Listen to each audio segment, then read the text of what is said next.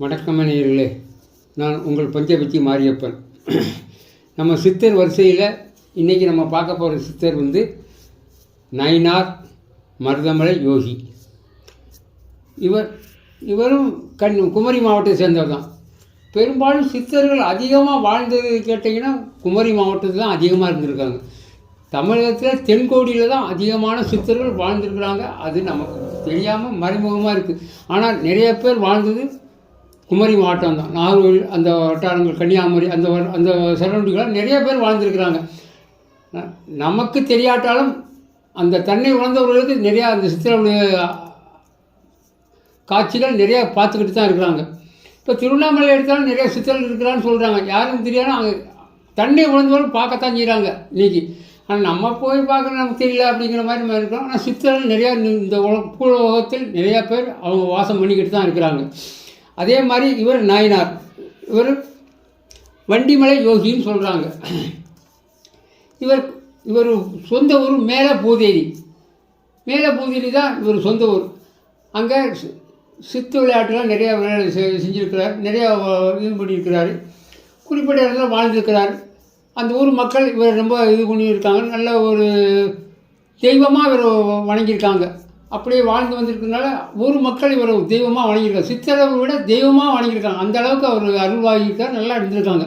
குறிப்பிட்ட கால் வந்தவுடனே அவர் ஒரு நாள் தவத்தில் இருக்கும்போது அப்படியே நிஷ்டையில் ஆகி சமாதி ஆகிட்டார். சமாதி உடனே அவங்க ஊர் மக்களை விட்டுட்டாங்க. சமாதி ஆனவர் அது ஆன இடத்துல அங்கே மழையிலும் வெயில் இருந்தாலும் புத்து வளர ஆரம்பிச்சிருச்சு. புத்துனா சும்மா சாதாரண புத்து 12 அடி 13 அடி உயரத்துக்கு அந்த புத்து வளர்ந்துருக்கு. அந்த ஊர் மக்கள் நினைச்சிருக்காங்க, இவரை புத்து வளர வளர அவங்க அந்த ஊருக்கு நல்லதை செய்யணும்னா அந்த ஊர் மக்கள் ரொம்ப சந்தோஷமாக இருந்திருக்காங்க.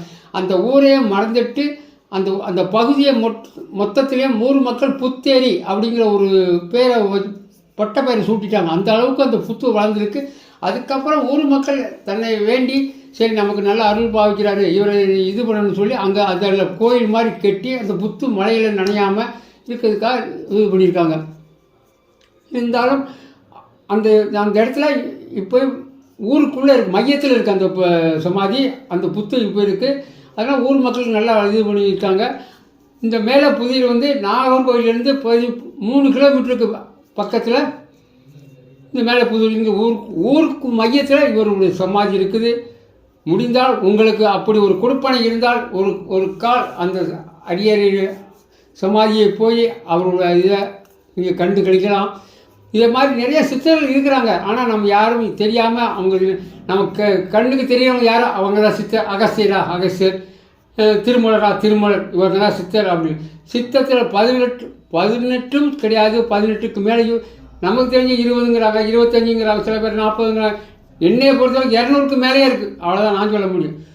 நினைக்கிற மாதிரி 18 கிடையாது. 18 எடுத்தாலும் 18, 12, 64 அது எங்கேயோ போய் நிற்கிது.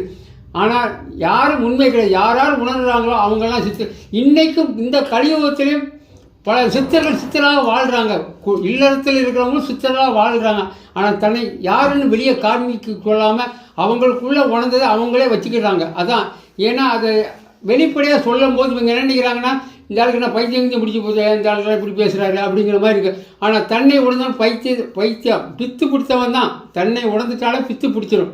அவன் என்ன நடக்குதுன்னு தெரியாது. அதுக்கு தான் பித்துன்னு அவனுக்கு அந்த ஈஸ்வரனுக்கு பேர் வந்ததே பித்து தான். அதனால் இந்த சித்தர்கள் நிறையா இருக்கிறாங்க. இன்றைக்கும் இந்த கலியுகத்தில் நிறையா பேர் தன்னை உணர்ந்து இருக்கிறாங்க. பெரும்பாலும் வெளியே சொல்கிறது கிடையாது. இல்லறத்தில் இருக்கிற சன்னியாசி பிரம்மச்சாரி வாழ்கிறத விட இல்லறத்தில் நிறைய சித்தர்கள் மாதிரி வாழ்கிறாங்க. அது யாருக்கும் வெளியே தெரியல. அவங்களும் கோட்பாடு கூட நல்ல சித்தரோட அருமையாக வாழ்ந்துக்கிட்டு இருக்காங்க. தன்னை யாரும் வெளியே காட்டிக்கலாமல் வாழ்கிறாங்க.